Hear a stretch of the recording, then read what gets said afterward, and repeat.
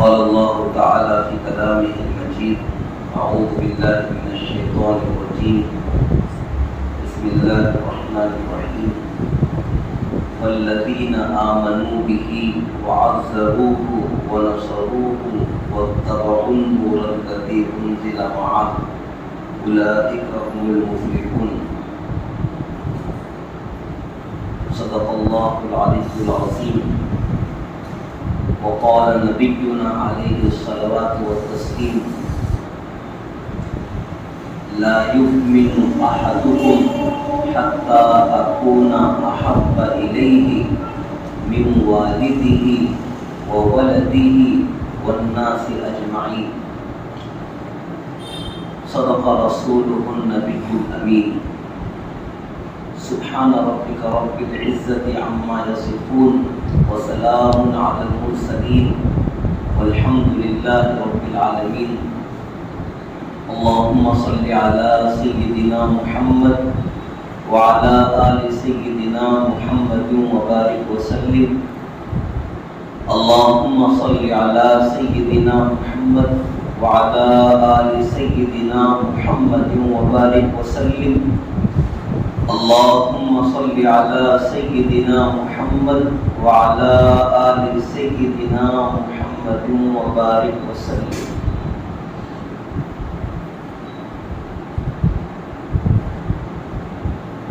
نبی کی محبت دین کی شرط اول ہے.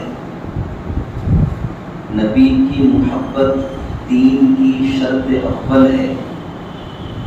اگر اس میں ہو خامی تو سب کچھ نامکمل ہے.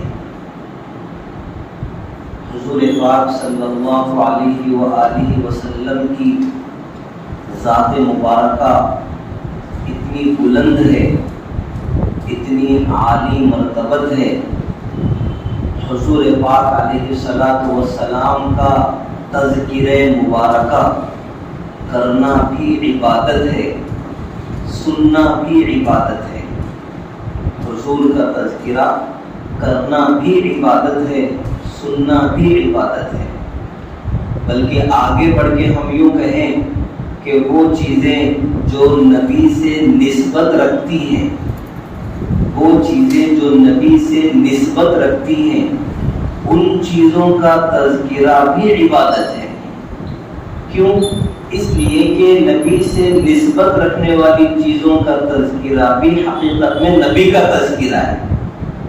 اس لیے کہ ان چیزوں کو جو حرمت ملی ہے، ان چیزوں کو جو بزرگی حاصل ہوئی ہے، ان چیزوں کو جو تقدس حاصل ہوا ہے، جو مقام اور مرتبہ حاصل ہوا ہے، وہ نبی سے نسبت کی بنیاد پر حاصل ہوا ہے.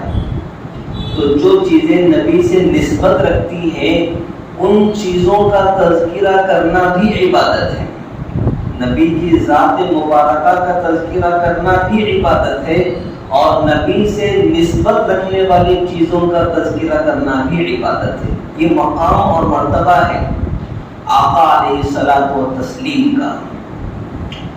حضور پاک صلی اللہ علیہ وآلہ وسلم کی ہستی ایسی عظیم ترین ہستی ہے کہ حضور پاک علیہ السلام کی محبت اگر دل میں نہ ہو، حضور پاک علیہ السلام کی عظمت اور تکریم دل میں نہ ہو، تو نہ ایمان قابل قبول ہے، نہ زندگی کا کوئی عمل قابل قبول ہے.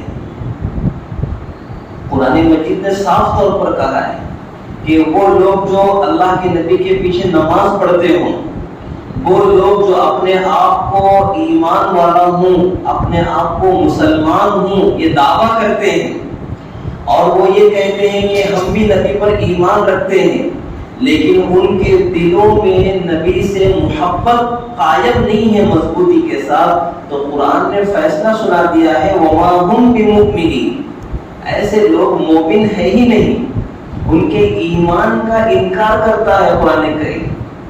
تو ایمان کے اللہ کی بارگاہ میں قابل قبول ہونے کے لیے بھی نبی کی محبت شرط ہے، اعمال کے اللہ کے یہاں قابل قبول ہونے کے لیے بھی نبی کی محبت شرط ہے۔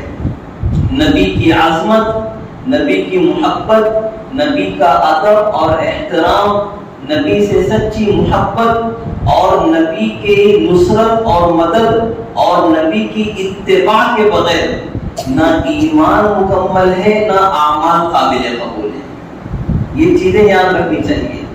نبی کا ادب اور احترام بھی لازم، نبی کی تعظیم اور تکریم لازم، نبی پاک صلی اللہ علیہ وسلم سے سچی محبت لازم، نبی کریم صلی اللہ علیہ وسلم کی مدد اور نصرت لازم ہے، اور نبی علیہ الصلوۃ والتسلیم کی اتباع لازم ہے۔ حضور کی اتباع کے بغیر حضور سے محبت کا دعویٰ صرف ایک جھوٹ ہے، جھوٹ کے سوا کچھ بھی نہیں ہے۔ آج اس وقت ہماری صورتحال آپ دیکھ لیں کہ دنیا میں جتنے سارے لوگ نبی کی محبت کا، نبی کی غلامی کا، نبی کے عشق کا دم بھرتے ہیں، آپ ان کی زندگیوں کو دیکھیں کہ کتنی ان کی زندگیاں نبی پاک علیہ الصلوۃ والتسلیم کے مبارک راستے پر ہیں، ان کی سنتوں پر کتنی زندگیاں ہیں۔ تو جتنی زندگی سنت رسول صلی اللہ علیہ وسلم پر ہوگی، اتنا ہی بندہ نبی کا سچا عاشق ہے، اتنا ہی بندہ سچا غلام ہے نبی کا، اتنی ہی محبت کرنے والا ہے۔ اور جتنی زندگی نبی کے راستے سے ہٹی ہوئی ہے، وہ اتنا ہی بڑا جھوٹا ہے اپنے دعوے میں۔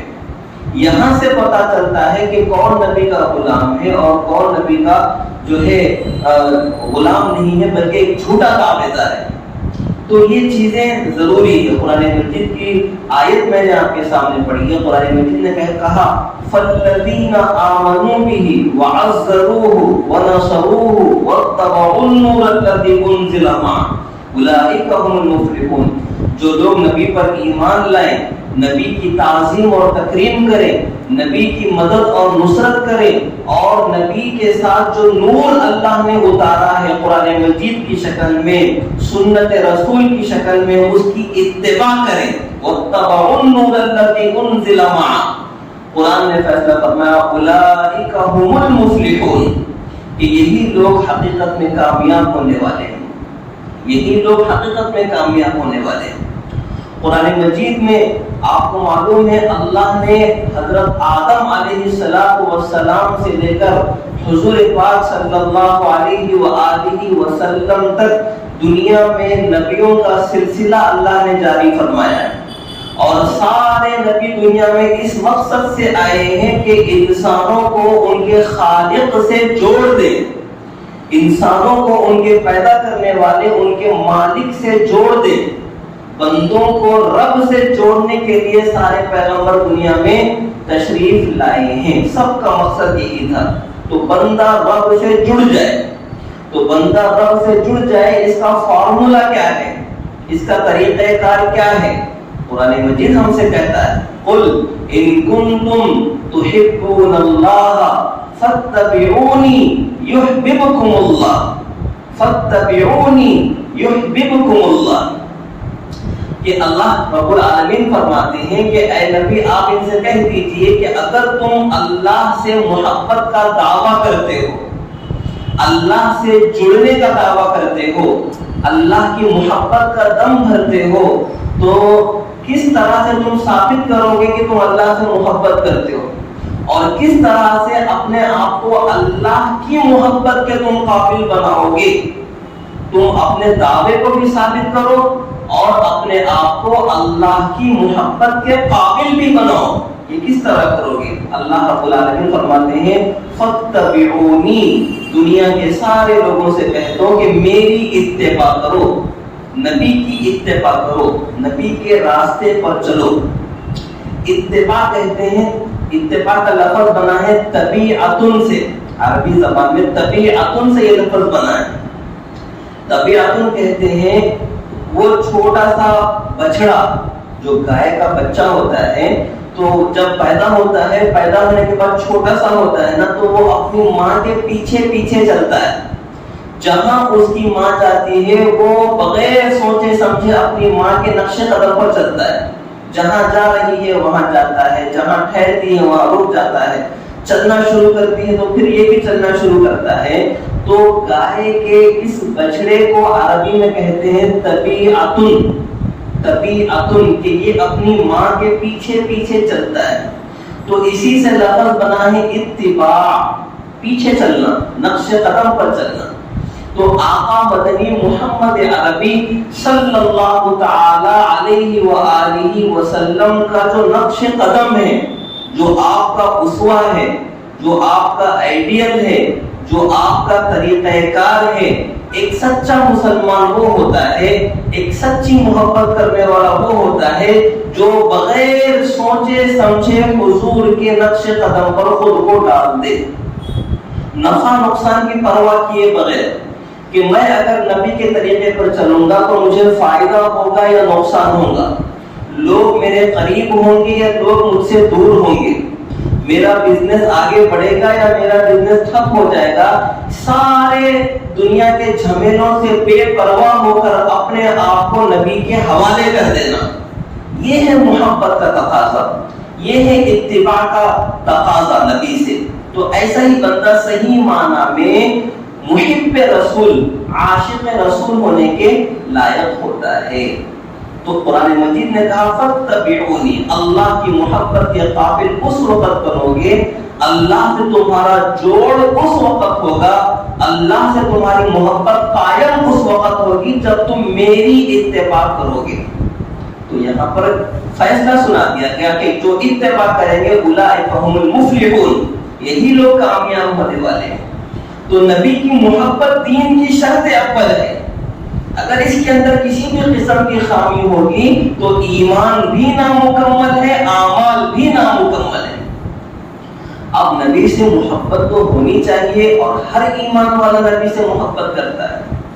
کون ایسا بد نصیب ہوگا جو اپنے آپ کو ایمان والا بھی بتاتا ہو، اپنے آپ کو مسلمان بھی کہتا ہو اور اس کے دل میں نبی کے لیے محبت نہ ہو، اس کے دل میں نبی کے لیے جذباتیت نہ ہو؟ کون ایسا مسلمان ہو سکتا ہے؟ نبی کی میلاد پر خوشی نہ ہو، ایسا کون سا بندہ ہو سکتا ہے؟ تو ہر ایمان والا جو بھی مسلمان خود کو کہتا ہے اس کے دل میں یقینی طور پر نبی کی محبت ہوتی ہے۔ اب مسئلہ یہ ہے کہ نبی کی محبت کا اظہار کس طرح سے ہو، نبی کی محبت کو ظاہر کس طرح کیا جائے؟ تو دو طریقے ہیں نبی کی محبت کو ظاہر کرنے کے، دو طریقے ہیں۔ ایک زبانی طور پر نبی کی محبت کو ظاہر کرنا، اور دوسرا عملی طور پر نبی کی محبت کو دکھانا۔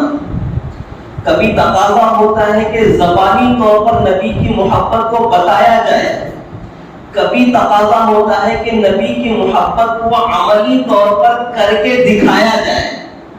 تو ایمان والا وہ ہوتا ہے کہ جو زبان سے نبی کی محبت کو بیان بھی کرتا ہے اور اپنے عمل سے نبی کی محبت کو کر کے بھی دکھاتا ہے، یہ ایمان والے کی شان ہوتی ہے۔ اب ان دونوں صورتوں کو، محبت کے اظہار کے یہ دونوں راستے، زبانی اور عملی، یہ دونوں راستوں کو لے کر آپ صحابہ کرام رضی اللہ عنہم اجمعین کی ان مبارک زندگیوں کو آپ دیکھیں۔ صحابہ کرام رضی اللہ عنہم اجمعین اس دنیا کی وہ واحد مخلوق ہے، انبیاء کے بعد سب سے مبارک، سب سے مقدس، سب سے پاکیزہ اور اللہ کا سب سے چہیتا گروہ صحابہ کرام کا وہ ہے کہ زبانی طور پر بھی نبی سے محبت کے اظہار کا حق ادا کر دیا صحابہ کرام نے، اور عملی طور پر اتباع کے طریقے سے بھی نبی کی محبت کا حق ادا کر دیا۔ یہ صحابہ کرام کی شان ہے۔ زبانی طور پر بھی حق ادا کیا ہے نبی سے محبت کا، اور عملی طور طریقے سے بھی نبی کی محبت کا انہوں نے حق ادا کیا ہے۔ زبانی طور پر صحابہ کرام نے نبی کی جو خوبیاں بیان فرمائی ہیں، روایات میں، احادیث میں، کتابوں میں، وہ ساری خوبیاں بکھری ہوئی ہیں۔ فرمایا کسی صحابی نے کہ حضور پاک علیہ الصلوۃ والسلام تو دنیا میں پیدا ہوئے ہیں تو حضور پاک علیہ الصلوۃ والسلام کو جو ہے دنیا کے پانی سے دھونے اور کپڑے سے پوچھنے کی ضرورت نہیں تھی۔ حضور دنیا میں جو پیدا ہوئے ہیں پاک صاف ہر قسم کی گندگی سے اور ہر قسم کی جو ہے نجاست سے حضور پاک صاف حالت میں دنیا میں تشریف لائے تھے۔ عام طور پر جب بچہ پیدا ہوتا ہے ماں کے پیٹ سے تو ایک گندگی اس کو لگی ہوئی ہوتی ہے، ڈاکٹر اس کو پوچھتی ہے، اس کو صاف کرتی ہے، صفائی کرتی ہے۔ دنیا میں جو بھی بچہ پیدا ہوتا ہے تو وہ نجاست میں لطف ہوتا ہے، لیکن آقا مدنی محمد عربی صلی اللہ علیہ وآلہ وسلم کی مبارک ولادت دنیا میں ہوئی ہے تو اس حال میں ہوئی ہے کہ ہر قسم کی گندگی سے، نجاست سے، برائی نجاست سے اور ہر قسم کی ناپاکی سے اللہ کے نبی کا جسم مبارک پاک تھا۔ حضور پاک علیہ الصلوۃ والسلام کی مبارک ولادت ہوئی ہے، صحابہ فرماتے ہیں کہ وہ اس شان سے ہوئی ہے کہ حضور کو ختنہ کرنے کی ضرورت نہیں تھی، مختون پیدا ہوئے ہیں حضور، یعنی اللہ نے قدرتی طور پر جو ہے ختنے کی حالت میں حضور علیہ السلام کو پیدا فرمایا۔ اور حضور پاک علیہ الصلوۃ والسلام دنیا میں پیدا ہوئے ہیں تو ناف کاٹنے کی ضرورت حضور کو پیش نہیں آئی۔ عام طور پر جب بچوں کی ولادت ہوتی ہے تو ناف کاٹنے کی ضرورت پیش آتی ہے۔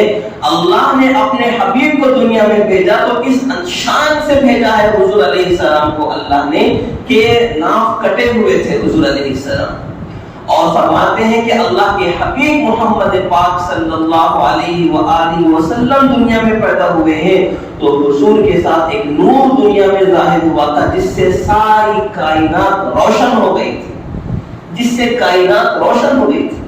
تو اللہ نے اپنے حبیب کو اس ایسی عجیب و غریب خوبیوں کے ساتھ اللہ نے اپنے حبیب کو پیدا فرمایا۔ صحابہ فرماتے ہیں کہ جب حضور پاک علیہ الصلوۃ والسلام ہم میں سے کسی کے دروازے پر تشریف لاتے، ہم میں سے کسی کے گھر حضور تشریف لاتے تو ہمیں یہ سمجھنے کی ضرورت نہیں پڑتی کہ کون آیا ہے۔ عام آدمی جب آتا تو ہمیں پوچھنے کی ضرورت پڑتی تھی کہ کون آیا ہے، لیکن جب سرور کونین صلی اللہ علیہ وسلم تشریف لاتے تو ہمیں یہ پوچھنے کی ضرورت نہ پڑتی۔ حضور کے مبارک جسم سے جو خوشبو پھوٹتی تھی، حضور کے مبارک پسینے سے جو خوشبو ظاہر ہوتی تھی، اس خوشبو سے ہمیں پتہ لگ جاتا تھا کہ دروازے پر آیا ہوا بندہ کوئی معمولی بندہ نہیں ہے، یہ اللہ کے حبیب، ہم سب کے آقا، تاجدار حرم محمد عربی صلی اللہ علیہ وآلہ وسلم دروازے پر تشریف لائے۔ تو صحابہ حضور کی خوشبو سے حضور کو پہچان لیا کرتے تھے، جس راستے سے حضور گزر جاتے صحابہ اس راستے کو پہچان لیا کرتے تھے کہ یہاں سے حضور گزرے ہیں، کہ کئی دیر تک، گھنٹوں تک اس راستے پر حضور کی خوشبو محسوس ہوا کرتی تھی۔ اللہ کے حبیب محمد مصطفیٰ صلی اللہ علیہ وسلم کو اللہ نے اس شان سے پیدا فرمایا کہ اللہ کے نبی کی پوری زندگی میں کبھی کوئی مکھی حضور کے جسم پر تو دور کی بات ہے، حضور کے کپڑوں پر بھی کوئی مکھی نہیں بیٹھی، حضور کے جسم پر کبھی کوئی مکھی نہیں بیٹھی، اس لیے کہ آپ کو معلوم ہے کہ مکھی وہاں بیٹھتی ہے جہاں گندگی ہوتی ہے، مکھی وہاں بیٹھتی ہے جہاں نجاست ہوتی ہے۔ اللہ نے اپنے حبیب کو یہ شان عطا فرمائی ہے کہ ہر قسم کی نجاستوں اور ہر قسم کی کسی بھی عیب اللہ نے نہیں چھوڑا حضور پاک علیہ السلام۔ تو مکھی کی کیا ضرورت باقی رہ گئی وہاں پر؟ اللہ نے اپنے حبیب کو دنیا میں پیدا فرمایا تو اس شان سے پیدا فرمایا اللہ نے کہ حضور سوتے بھی تھے تو حضور کا وضو نہیں ٹوٹتا تھا۔ حضور نے فرمایا کہ میری آنکھیں سوتی ہیں، میرا دل نہیں سوتا۔ ہم اگر سو جاتے ہیں تو ہماری آنکھیں بھی سو جاتی ہیں، ہمارا دل بھی سو جاتا ہے اور ہمیں وضو کی ضرورت پیش آتی ہے، لیکن نبی کی یہ شان اللہ نے بنائی ہے کہ حضور جب سوتے تو حضور کا وضو نہیں ٹوٹتا۔ اس لیے کہ اللہ نے یہ شان عطا فرمائی کہ آنکھیں حضور کی سوتی، حضور کا دل جاگتا رہتا تھا۔ اللہ نے دنیا میں نبیوں کا سلسلہ جاری فرمایا، حضرت آدم علیہ السلام سے لے کر حضرت عیسیٰ تک اللہ نے بہت سارے پیغمبر، روایتوں کے مطابق 1,24,000 یا اس سے زیادہ یا اس سے کم، اللہ نے بہت سارے نبی اور رسول دنیا میں بھیجے۔ اللہ نے اپنے ہر نبی کو خصوصیتیں عطا فرمائی، ہر نبی کو معجزات اللہ نے عطا فرمائی۔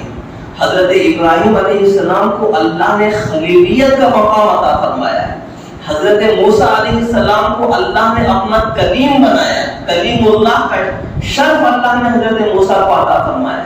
حضرت عیسیٰ علیہ السلام کو اللہ نے مسیحیت عطا فرمائی۔ اللہ نے جتنے پیغمبروں کو جتنی خوبیاں عطا فرمائی تھی، اللہ نے جب اپنے حبیب محمد مصطفیٰ صلی اللہ علیہ وسلم کو پیدا فرمایا تھا تو آدم سے لے کر حضرت عیسیٰ علیہ السلام تک سارے نبیوں میں جتنی خوبیاں تھیں، جتنے کمالات تھے، وہ سارے کی ساری اللہ نے آقا مدنی محمد عربی صلی اللہ علیہ وسلم کے مبارک وجود میں وہ ساری خوبیاں اللہ نے جمع فرما دی۔ اسی کو شاعر نے بیان فرمایا، آنچ خوباں ہما دارن تو تنہا داری۔ جو خوبیاں اور جو کمالات ساری کائنات کے لوگ رکھتے ہیں، وہ ساری خوبیاں اے اللہ کے حبیب، اللہ نے تنہا آپ کے اندر ساری خوبیوں کو جمع فرما دیا ہے۔ آنچ خوباں ہما دارن تو تنہا داری۔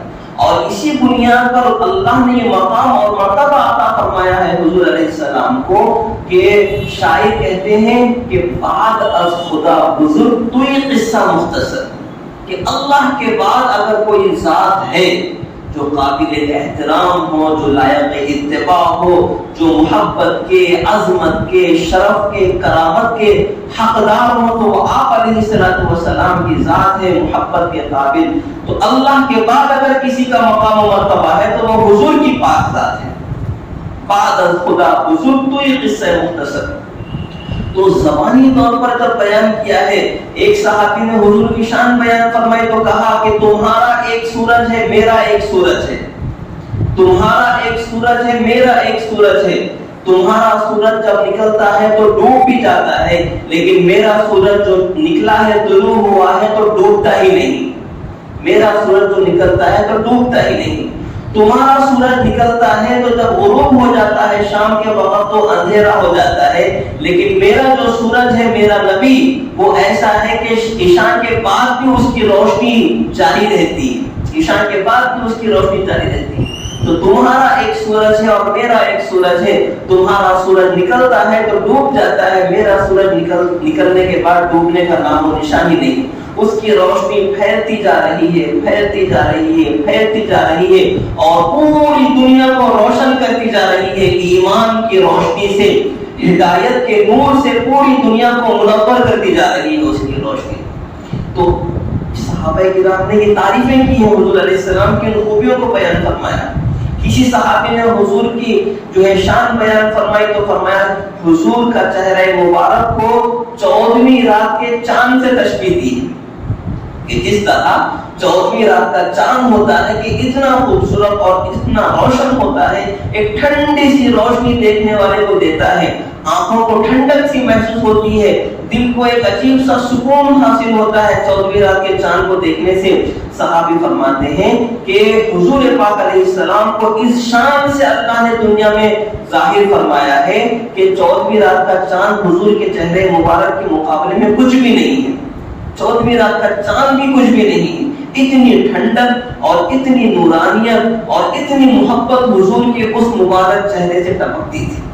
تو یہ مقامات حضرت امی جان عائشہ صدیقہ رضی اللہ عنہ فرماتی ہیں کہ جب رات کے وقت میں، کبھی اندھیرے کے وقت میں، اس زمانے میں اس طرح کا لائٹ کا نظام تو تھا نہیں، تو اگر کبھی کوئی سوئی ہاتھ سے چھوٹ کر گر جاتی اور ڈھونڈنے کی ضرورت پڑتی اس کو، تو میں جو ہے حضور پاک علیہ السلام کے آنے کا انتظار فرما لیا کرتی تھی یا حضور کو بلوا لیا کرتی تھی کہ حضور جب حجرے مبارکہ میں تشریف لاتے تھے تو حضور کے وجود کی جو روشنی کمرے میں پڑتی تھی تو اس سے مجھے اپنی سوئی نظر آ جایا کرتی تھی۔ تو عجیب و غریب انداز میں صحابہ کرام نے اپنی محبتوں کو بیان کیا ہے احادیث مبارکہ میں۔ تو زبانی طور پر بھی حضور پاک علیہ السلام کی ایسی تعریفیں اور ایسی خوبیاں بیان فرمائے کہ حق ادا کر دیا، اور عملی طور پر آپ دیکھو تو ایسی محبت کہ یہ آسمان اور یہ زمین اس کی مثال پیش کرنے سے عاجز ہے۔ جیسی محبت کی مثالیں عملی طور پر صحابہ کرام نے پیش کی ہیں دنیا میں، جیسی اتباع، جیسی دیوانگی، جیسی عاشقی ہمیں نہیں ملتی دنیا کی تاریخ میں، نہ حضور سے پہلے نہ حضور کے بعد ایسی دیوانگی ہمیں کبھی نہیں ملتی، اور نہ قیامت تک یہ دنیا ایسی محبت پیش کر سکتی ہے۔ ایسی دیوانگی صحابہ حضور کی اداؤں پر مر مٹنے والے تھے صحابہ کرام، ایک ایک ادا، چاہے حضور نے اپنی وہ ادا طبعی طور پر بھی جو ہے کی ہو، لیکن صحابہ اس کو بھی نہیں چھوڑا کرتے تھے۔ حضرت عبداللہ بن عمر رضی اللہ تعالی عنہ کے بارے میں مشہور ہے کہ ایک مرتبہ سفر پر جا رہے تھے کسی جگہ پر، تو ایک جگہ پر اپنے خادم سے سواری روکانے کے لیے کہا، سواری سے اترے، قریب میں ایک جگہ پر گئے اور اس انداز سے بیٹھے جیسے ضرورت سے فارغ ہونے کے لیے کوئی بندہ بیٹھتا ہے، تو اس انداز سے تھوڑی دیر بیٹھے اور اٹھ کر واپس تشریف لائے۔ خادم جو تھا یہ سارا جو ہے دیکھ رہا تھا، اس کو تعجب ہو رہا تھا کہ تقاضا بھی نہیں ہے حاجت کا جی، لیکن پھر بھی وہاں گئے ہیں اور تھوڑی دیر بیٹھ کر آئے ہیں، تو اس نے پوچھ لیا خادم نے کہ کیا وجہ ہے کہ بغیر کسی ضرورت کے، بغیر کسی حاجت اور تقاضے کے آپ سواری سے اترے اور وہاں جا کر آپ نے تھوڑی دیر بیٹھ کر تشریف واپس لائے ہیں آپ؟ تو کہا کہ ایک مرتبہ ہم سفر پر تھے حضور پاک صلی اللہ علیہ وآلہ وسلم کے ہمراہ، تو یہ مقام وہ تھا کہ حضور یہاں پر قضائے حاجت کیے تھے، اس مقام پر جا کر حضور کو تقاضا تھا جو ہے، حضور وہاں پر فارغ ہوئے تھے جا کر کے۔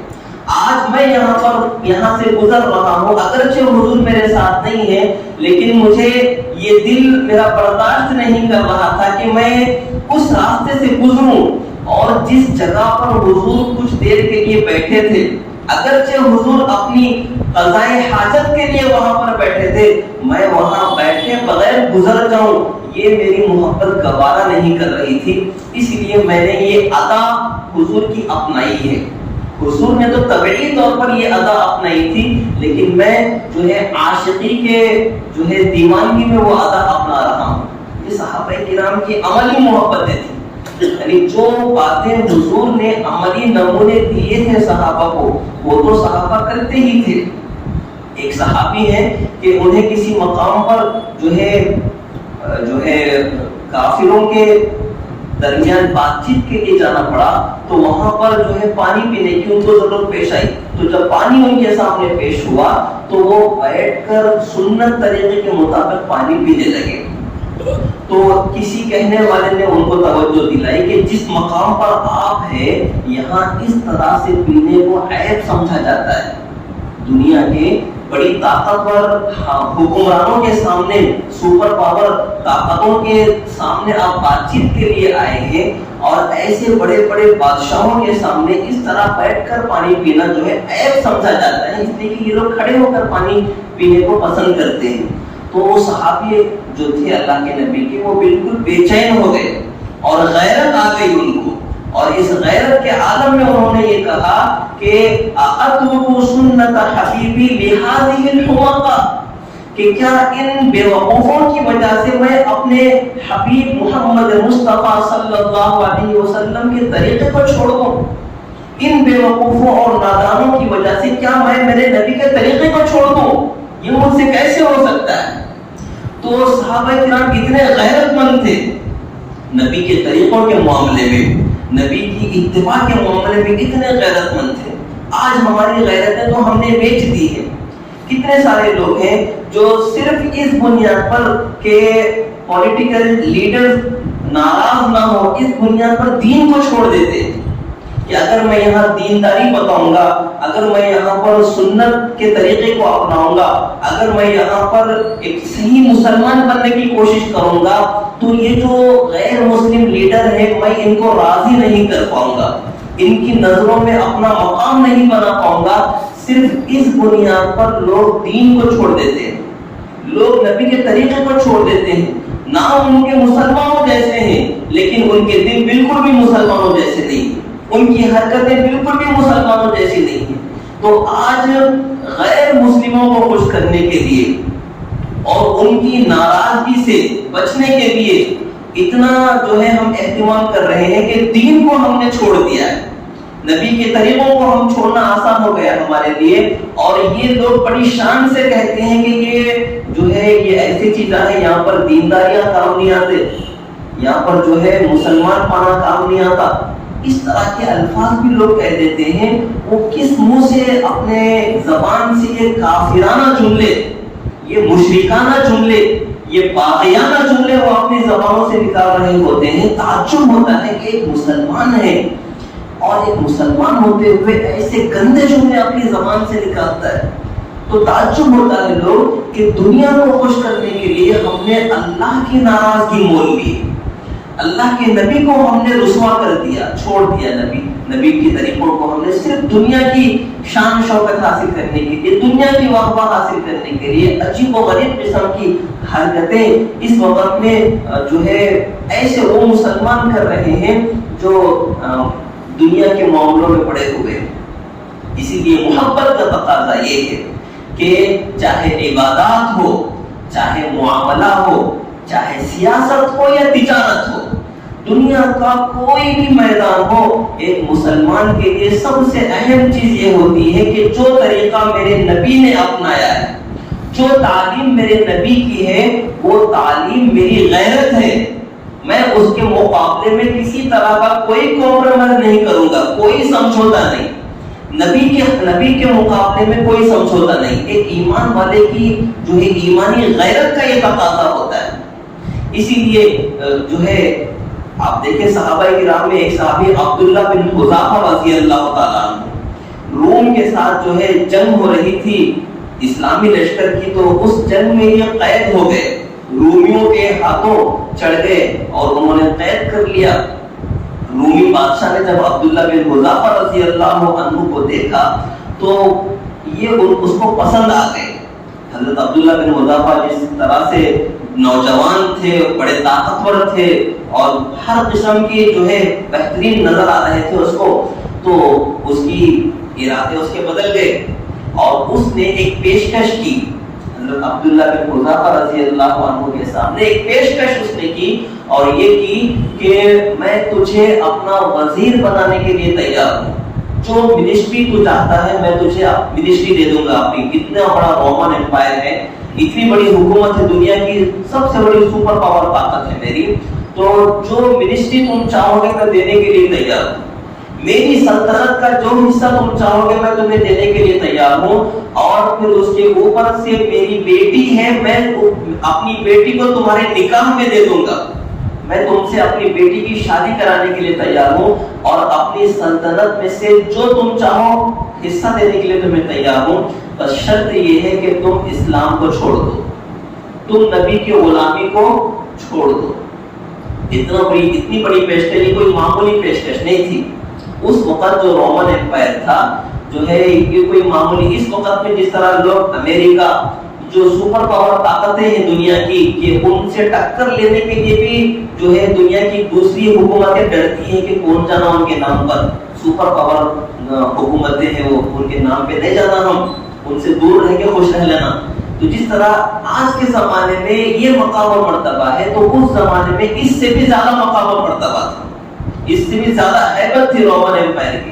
تو اتنی بڑی سلطنت کی جانب سے پروپوزل ہو رہا ہے، پیشکش ہو رہی ہے کہ حکومت میں سے تمہیں حصہ دیا جائے گا، تم کو منسٹری دی جائے گی اور تمہیں میں اپنی بیٹی نکاح میں دوں گا، بس بدلے میں تمہیں محمد کی غلامی چھوڑنی پڑے گی۔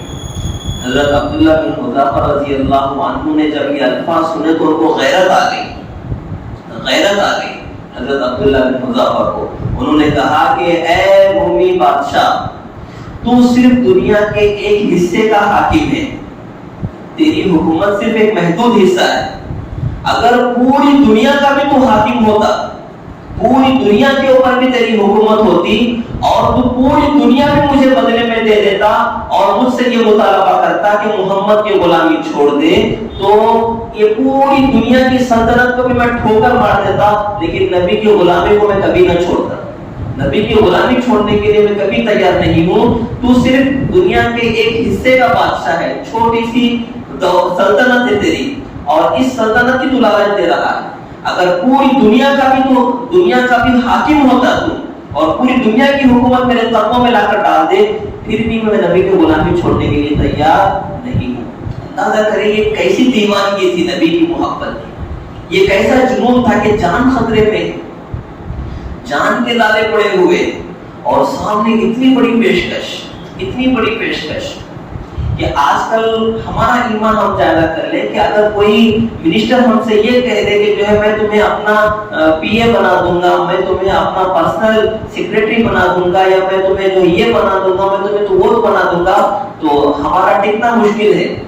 ہم زمین پر نہیں رہیں گے، ہم آسمانوں پر چلے جائیں گے، اور ایسی پیشکشوں کے اوپر ہم دین، ایمان، اللہ، رسول سب چھوڑنے کے لیے تیار ہو جائیں گے. آج کے ایمان والے ایسے ہیں. لیکن وہ صحابی تھے، اللہ کے نبی کی محبت ان کے دل کی گہرائیوں تک اتری ہوئی تھی. اتنا بڑا پیشکش کو ٹھوکر مارتی انہوں نے، لیکن نبی کے ساتھ بے وفائی کرنا ان کو گوارا نہ ہوا. ایسے ہی بے حساب بے شمار صحابہ ہیں. ایک صحابی نام یاد نہیں آ رہا، لیکن جو ایک نبی کی زندگی میں جس ذلیل آدمی نے نبوت کا دعویٰ کیا تھا، جو مسیلمہ کذاب نبوت کا دعویٰ کیا تھا، اور اس کے خلاف حضور نے لشکر روانہ کیا تھا، تو وہ جو جنگ ہوئی تھی بہت سارے صحابہ وہ جنگ میں شہید ہوئے تھے. مسیلمہ کذاب کے ساتھ جو جنگ لڑی تھی صحابہ کرام نے، نبوت کا دعویٰ کیا تھا اس ذلیل نے، تو اس جنگ میں ایک صحابی پکڑے گئے تھے مسیلمہ کذاب کے ہاتھوں. تو اس نے یہی مطالبہ کیا کہ میں تیری جان چھوڑ دوں گا، میں تجھے بخش دوں گا، بس تو مجھے نبی مان لے.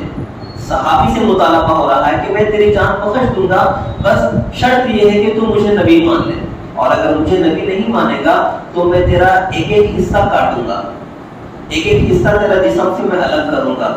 تو اتنا سخت جو ہے وارننگ اور اس نے جو ہے دھمکی دی تھی. صحابی نے کسی قیمت پر راضی نہیں ہوئے کہ تو چاہے میرے جسم کے ٹکڑے کر دے، لیکن میں اور نبی کی غلامی چھوڑ دوں، میں اور نبی سے بے وفائی کروں، یہ مجھ سے نہیں ہو سکتا. تو جب صحابی نے اتنی غیرت دکھائی تو پھر انجام بھی ان کا اتنا ہی سخت ہوا کہ اس ظالم نے صحابی رسول کا پہلے اتنا حصہ کاٹا، پھر یہاں سے حصہ کاٹا، پھر یہاں سے حصہ کاٹا، اور اس طرح سے ان صحابی کے جو ہے جسم کے ٹکڑے کر دیے گئے. لیکن اللہ کے اس بندے نے نبی سے بے وفائی کو برداشت نہیں کیا. جان جاتی ہے تو چلی جائے، ایمان دل سے نہ جانے پائے. یہ ہے شان صحابہ کرام کی.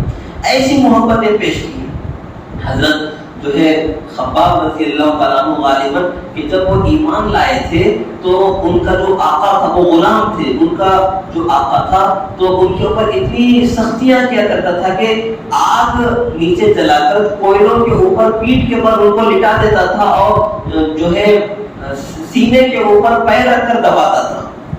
تو اتنی سختی آپ اندازہ کریں کہ نیچے انگارے بچھا دیے جائیں اور ننگا جسم کر کے اس کے اوپر جو ہے پیٹھ کے اوپر لٹا دے آپ کو کوئی، اور سر پر سینے کے اوپر پیر رکھ کر دبائے کہ ہلنے نہ پائے، تو کتنا تکلیف ہوگی اور کتنی جو ہے مشقت پیش آئے گی. اور یہ مطالبہ کیا جا رہا ہے کہ اسلام کو چھوڑ دے، نبی کی غلامی کو چھوڑ دے، یہ ڈیمانڈ کیا جا رہا ہے آگ پر لٹا کر. حضرت خباب فرماتے ہیں کہ میری پیٹھ سے جو ہے جو بشش نکلتی تھی اور جو چربی کے پگھلنے کی جو رطوبت نکلتی تھی اس سے وہ آگ ٹھنڈی ہو جایا کرتی تھی، وہ کوئلے ٹھنڈے ہو جایا کرتے تھے. میری پیٹھ سے نکلنے والے خون، بشش اور جو چربی کی جو رطوبت ہوتی تھی اس کی وجہ سے وہ آگ ٹھنڈی ہو جایا کرتی تھی. اور پیٹھ پر پورے گڑے مکمل طور پر جلی اور پگھلی ہوئی تھی پیٹھ ان کی. حضرت عمر رضی اللہ تعالیٰ عنہ کے دور خلافت میں حضرت عمر رضی اللہ عنہ نے ان کی پیٹھ دیکھی اور ان کی آنکھیں بھر آئی.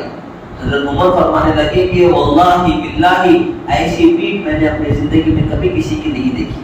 یہ پیٹھ کس بنیاد پر ایسی ہوئی تھی؟ ایمان پر، استقامت کی بنیاد پر، نبی کے ساتھ وفاداری کی بنیاد پر. صحابہ کرام کی زندگیوں کے واقعات بھرے پڑے ہوئے ہیں ایسی قربانیوں سے کہ صحابہ نے عملی طور پر نبی کی محبتیں ایسی کر کے دکھائی. زبانی طور پر بھی حق ادا کیا نبی سے محبت کا، اور عملی طور پر بھی حق ادا کیا ہے نبی علیہ السلام سے محبت کا. تو ہم سے بھی دین کا، شریعت کا تقاضا یہی ہے کہ جو تقاضے صحابہ نے نبوت کے پورے کیے ہیں، محبت کے جو تقاضے صحابہ نے کیے ہیں، انہی راستوں پر ہم بھی چلیں. جو زبان سے صحابہ نے حضور کی تعریفیں کی ہیں، ہم بھی وہی تعریفیں کریں. اور جو عملی طور پر صحابہ نے دنیا کے سامنے محبت کا آئیڈیل پیش کیا ہے، نمونہ پیش کیا ہے دنیا کے سامنے، ہم بھی وہی نمونہ دنیا کے سامنے پیش کریں. یہ تقاضا ہے. آزادگی، آوارگی یہ اچھی چیز نہیں ہے، اس لیے کہ آوارگی آدمی کو بددینی کی طرف لے کر جاتی ہے. آپ خود دیکھیں کہ اس وقت میں میلاد النبی کے نام پر سماج میں لوگوں کو آزاد چھوڑ دیا گیا اور یہ کہا گیا کہ بھائی خوشی ہے، خوشی کو ہر بندہ اپنے حساب سے سیلیبریٹ کرے، تو اس میں آزادی ہے. تو لوگوں کو یہ سگنل دے دیا گیا، یہ اشارہ دے دیا گیا. اس کا نتیجہ لوگ آج بھگت رہے ہیں. جن لوگوں نے اجازت دی پبلک کو کہ خوشی کو اپنے طور پر مناؤ، جس کا دل جیسا چاہے ویسا خوشی مناؤ، آج وہ لوگ اپنے جملوں پر افسوس کر رہے ہیں کہ ہم نے کیوں اجازت دی لوگوں کو منمانی کرنے کی. لوگوں کو ہم نے شریعت کے خلاف آزادانہ انداز سے خوشی منانے کی اجازت کیوں دی. آپ دیکھیں سماج کے اندر کہ میلاد النبی کے نام پر جو ہے کیک کاٹ کر سیلیبریٹ کیا جا رہا ہے. تو کیا یہ کیک کاٹنا، جنم دن منانا اور یہ کہنا کہ happy birthday to you, تو اس طرح سے جو ہے نبی کی شان، نبی کا نام لے کر اس طرح کرنا، کہ یہ نبی کی محبت کا تقاضا تھا؟ کیا یہ جو طریقہ دنیا میں رائج ہے کہ یہ مسلمانوں کا طریقہ ہے؟ یہ تو غیروں کا طریقہ ہے، جو مسلمانوں کے، اسلام کے دشمن ہیں، جو نبی کے دشمن ہیں، ان لوگوں کا شروع کیا ہوا طریقہ ہے. تو لوگوں نے بس عیاشی کو، آوارگی کو نبی کی محبت کا نام دے دیا. تو نبی کے نام پر کیک کاٹے جا رہے ہیں. اور ابھی کل ایک ویڈیو آیا تھا واٹس ایپ کے اوپر، دیکھ کر جو ہے شرمندہ ہو گئے ہم کہ مسجد ہے اتنی بڑی، مسجد میں ڈی جے لگا کر لوگ ناچ رہے تھے. اللہ کے گھر کا یہ پامالی ہو رہی تھی، وہ بھی میلاد کے نام پر، نبی کے نام پر، نبی کی محبت کے نام پر. اتنی بڑی مسجد ہے، اس میں ڈی جے لگا کر لوگ جو ہے رقص کر رہے ہیں، ناچ رہے ہیں، جھوم رہے ہیں، من مانی کر رہے ہیں. تو یہ کون سی محبت ہے؟ یہ کیسی اتباع ہے؟ یہ کون سا تقاضا ہے؟ یہ کیسے مسلمان ہیں کہ یہ نبی کا نام لے کر اس طرح ڈانس پروگرام ہو رہے ہیں؟ اور کتنے سارے ایسے نوجوان ہیں کہ جو میلاد کے نام پر جو ہے جھنڈے ہاتھ میں پکڑ کے گاڑیوں پر نکل جاتے ہیں سڑکوں پر. کسی بھی طرح سے جو ہے صرف دیکھنے والوں کو ان کے طور طریقوں سے، ان کے عمل اور ادا سے نفرت ہی ہوتی ہے، محبت نہیں پیدا ہوتی. ان کی جو حرکتیں ہوتی ہیں روڈ پر، شور شرابہ اور جس قسم کی بد اخلاقیاں، بے ادبیاں وہ لوگ سڑکوں پر کرتے ہیں کہ غیر مسلم دین کے قریب نہیں آتا، دین سے دور ہی ہوتا ہے. ان کی ان حرکتوں سے دین سے دور ہوتے ہیں لوگ، دین سے قریب نہیں آتے. تو کوئی پٹاخے جلا کر جو ہے سیلیبریٹ کر رہا ہے نبی کی محبت کو. تو یہ آزادی جو دی گئی ہے لوگوں کو، تو لوگوں نے تماشا بنا دیا. نبی کی میلاد کے نام پر لوگ جو ہے اتنی حدیں پار کر چکے ہیں کہ اب بس جن لوگوں نے یہ دعوت شروع کی تھی کہ میلاد مناؤ، میلاد مناؤ، عید مناؤ، آج وہ افسوس کر رہے ہیں، شرمندہ ہو رہے ہیں کہ جو ہے ہم نے جو خوبصورتی کے ساتھ ایک کام شروع کیا تھا، آج جو ہے وہ اپنے انجام کو پہنچا ہے. جو بدعات ہوتی ہیں، جو خرافات ہوتی ہیں، آغاز خوبصورت ہوتا ہے، اس کا آغاز بڑا خوبصورت اور خوشنما نظر آتا ہے، لیکن جب وقت گزرتا ہے تو اپنے برے انجام تک وہ پہنچ جاتی ہے. بدعت کا جو نقصان ہوتا ہے وہ اپنی شکل اختیار کر لیتا ہے. تو یہ چیز بھی اگرچہ حضور کی تعظیم، حضور کی محبت کے نام پر لوگوں نے جو ہے اس کو کرنا شروع کیا، لیکن آج جو ہے وہ سر دھن رہے ہیں کہ کیا کیا تھا، کیا ہو رہا ہے. اسی لیے سماج میں میلاد کے نام پر جتنی ساری بے احتیاطیاں، یہ چراغاں کرنا یا کنکو میں کرنے، یہ سب جتنے طریقے ہم نے اپنی طرف سے بنائے، یہ محض ہماری نفسانی تقاضے. ہم نے نفسانی تقاضوں کو پورا کرنے کے لیے نبی کا نام استعمال کیا ہے. نبی کی محبت کا نام استعمال کر کے لوگ اپنی نفسانی خواہشات کو پورا کرتے ہیں. باقی اصل محبت تو وہ تھی جو صحابہ کرام نے دنیا کے سامنے پیش کی تھی، جو اولیاء کرام نے، جو بزرگان دین نے جو ہے جس طریقے سے کہ ان کا پورا سال ان کے لیے میلاد ہوتی تھی. میلاد کا حق اتنا تھوڑی نہ ہے کہ جو سال میں ایک دن مناؤ میلاد کے نام پر، باقی دنوں میں دین کو چھوڑ دو.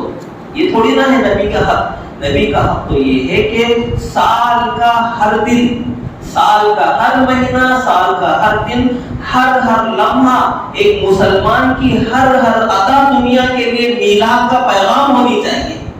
ہر ادا ایک ایمان والے کی دنیا کے لیے میلاد کا پیغام ہونی چاہیے، اور کفر کے لیے موت کا پیغام ہونی چاہیے کہ نبی دنیا میں آ چکے ہیں، اب کفر کے لیے کوئی جگہ نہیں، اب شرک کے لیے کوئی جگہ نہیں، اب بدعات کے لیے کوئی جگہ نہیں. تو ہر مسلمان کا ہر عمل، پورا سال، ہر دن، ہر ادا یہ میلاد کا پیغام ہونا چاہیے. یہ کیا ہم نے شروع کر دیا کہ ہم نے سال بھر دین کو چھوڑ دیا؟ نہ ہماری تجارت میں دین باقی رہا، نہ ہمارے لین دین کے معاملات میں دین باقی رہا، نہ ہمارے رشتہ داریوں میں دین باقی رہا، نہ ہماری وراثت کی تقسیم میں دین باقی رہا، نہ جو ہے ہمارے لوگوں کے ساتھ تعلقات میں دین باقی رہا، نہ پڑوسیوں کے حقوق ادا ہو رہے ہیں، نہ بیوی بچوں کے حقوق ادا ہو رہے ہیں، نہ عبادات میں ہم جو ہے صحیح طور پر اتر پا رہے ہیں. سارے حقوق اللہ کے اور اللہ کے بندوں کے جتنے سارے تھے ہم نے اسے ضائع کر دیے، اور دن میں ایک دن یادگار کے طور پر منانے کی ہم کوشش کر رہے ہیں. یہ محبت اللہ اور اس کے رسول کے نزدیک کوئی اہمیت نہیں رکھتی. یہ دن منانا یہ تو غیروں کی نقالی ہے. عیسائیوں نے اپنے حضرت عیسیٰ کی پیدائش کے نام پر کرسمس منانا شروع کر دیا. ہندو لوگوں نے جو ہے رام کے نام پر اور دیگر کی اپنے دیوی دیوتاؤں کی پیدائش کے نام پر دن منانے شروع کر دیے. تو مسلمانوں نے بھی اپنے نبی، ہم کیوں پیچھے رہے؟ جب لوگ منا رہے ہیں تو ہم بھی کیوں پیچھے رہنا؟ ہم بھی آگے بڑھیں گے، ہم بھی اپنے نبی کے نام پر ایک دن منائیں گے، آرگنائز کریں گے، کیکا کاٹیں گے، ناچیں گے، گائیں گے، جو ہے دین کا مذاق اڑائیں گے. تو اس طرح سے لوگوں نے ماحول بنا رکھا ہے سماج کے اندر. تو اس لیے دین کا تقاضا ہم سے یہ ہے کہ نبی جس پیغام کو لے کر آئے تھے، جس دین کو نبی لے کر آئے تھے، اس دین پر ہم مکمل طور پر اس دین کو اپنی زندگی میں ہم جگہ دیں. یہ تقاضا ہے نبی سے محبت کا. صحابہ کرام نے نبی سے محبت کے جو تقاضے پورے کیے تھے، ہمارے لیے صحابہ آئیڈیل ہے، ہمارے لیے صحابہ نمونہ ہیں کہ جیسی صحابہ نے عصمتیں پیش کی ہیں، نبی کی خاطر قربانیاں پیش کی ہیں، ہم بھی نبی کی عصمتیں اور نبی کی محبتوں کی خاطر وہ قربانیاں پیش کریں، ایسا عمل ہم پیش کریں. ہمارا ایمان اور ہماری محبت اتنی کمزور ہے کہ فجر کی نماز کے لیے ہم بستر سے اٹھ کر مسجد کو بھی نہیں آ پاتے. ہم خود کو نبی کا غلام کہتے ہیں، ہم خود کو عاشق نبی کا کہتے ہیں. ہمارا عشق، ہماری محبت اتنی کمزور اور اتنی بے اثر ہے کہ ہمیں فجر کی نماز کے لیے بستر سے بھی نہیں اٹھا پاتی. آپ اندازہ کریں، ہمیں دکان سے لے کر مسجد سے آنے کے لیے ہم تیار نہیں ہوتے، یہ سوچ کر کہ گاہک آ جائے گا تو میرا نقصان ہو جائے گا.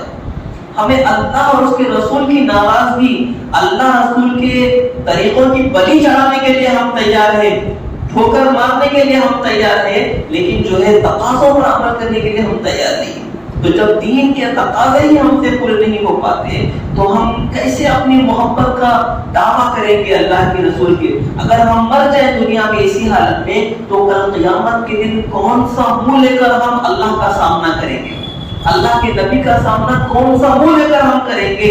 اور کس چہرے سے ہم کہیں، اللہ کس منہ سے نبی سے ہم یہ کہیں گے کہ اے نبی میں آپ کا امتی ہوں اور دنیا میں اپنے آپ کو آپ کا عاشق کہتا تھا، میں اپنے آپ کو آپ سے محبت کا دم بھرتا تھا، کس منہ سے ہم نبی سے کہیں گے؟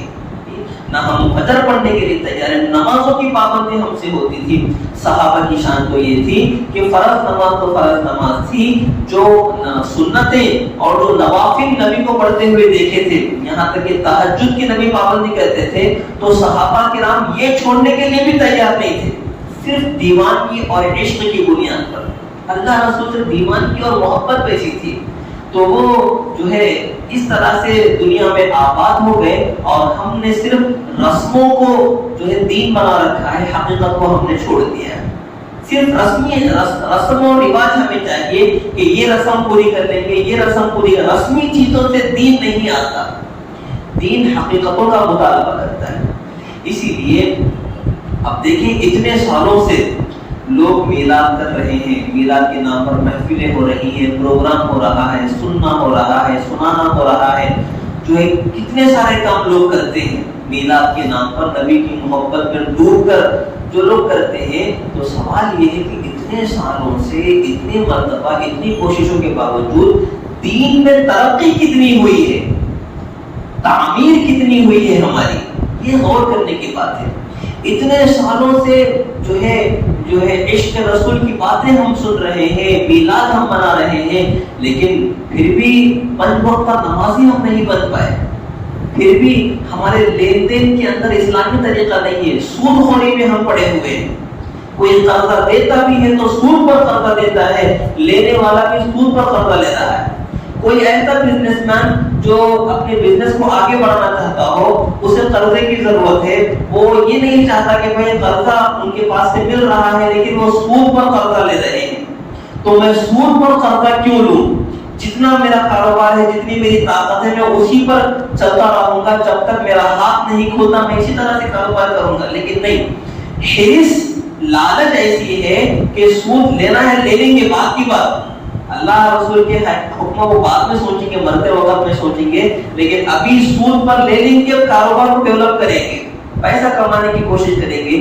تو اتنے خودغرض اور اتنے سیلفش مسلمان ہوتے جا رہے ہیں کہ کسی بھی قسم کا لحاظ نہیں، جبکہ سود کے لین دین کے بارے میں اللہ نے فرمایا کہ اگر تم سود کا لین دین کرتے ہو تو اللہ اور اس کے رسول کی طرف سے اعلان جنگ سن لو۔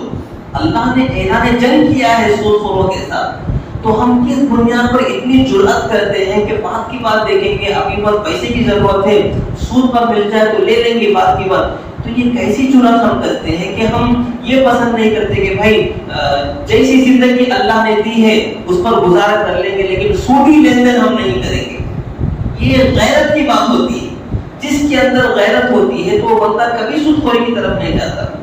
ہم جو ہے باپ کا انتقال ہو جاتا ہے کسی کے، تو باپ کی جو پراپرٹی ہوتی ہے، کتنے لوگ ایسے ہیں سماج کے اندر مسلمان بہنوں کا حصہ نہیں دیتے، پراپرٹی میں سے بہنوں کو حصہ نہیں دیتے، بھائی یہ آپس میں بانٹ کر جو ہے کھا جاتے ہیں، بہنوں کو حصہ نہیں دیتے، اور یہ کہتے ہیں کہ جو تمہاری شادی کرائے نا آپا، ہو گیا حساب کتاب برابر، اب نہیں پوچھنا، تو شادی تمہارے پیسے سے کرائے تھے، باپ تو تحفہ دیا تھا اپنی بیٹی کو۔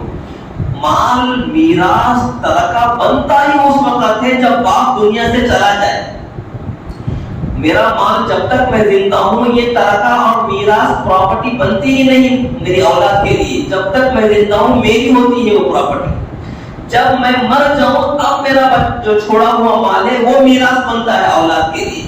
تو میں اپنی زندگی میں جتنا بھی اپنی اولاد پر خرچ کروں یہ تحفہ ہے باپ کی طرف سے اولاد پر، یہ میراث نہیں کہلائی جاتی۔